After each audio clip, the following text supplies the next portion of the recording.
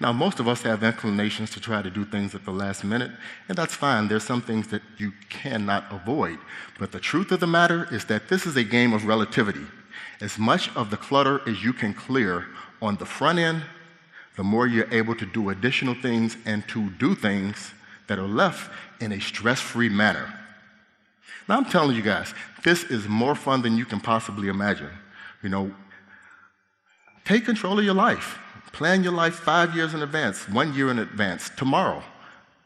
It's pretty easy. I love jumping out of bed in the morning and falling into bed at night.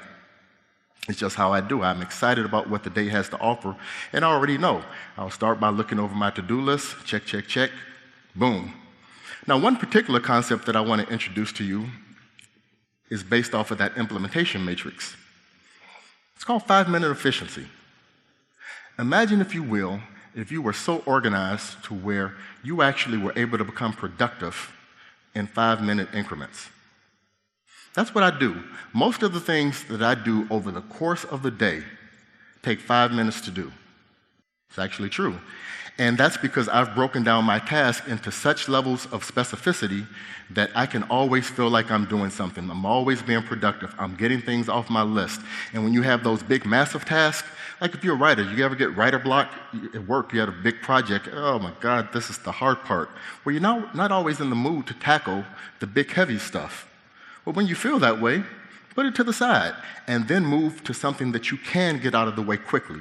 And the point of the matter is that if you're always staying productive doing something, you're going to be amazed at how much you actually get accomplished eventually. Because, in medicine, we talk about a deal called state-dependent learning. When you put yourself in one place, you're focused on one thing, you're inclined to enable yourself to perform at your best in that manner. That's just a fancy way of saying, sometimes I'm in the mood to do this, sometimes I'm in the mood to do that. As it turns to productivity, I love doing the hardest things that are on my list with my so-called morning brain. That's when I love to write in the morning. When I have the most complex things I need to do, I do it in the morning. And then when I get tired of that, I do that for as long as I have these bursts of inspiration and I can do it and feel good about it. But the second I get bored about it, I'm done with it.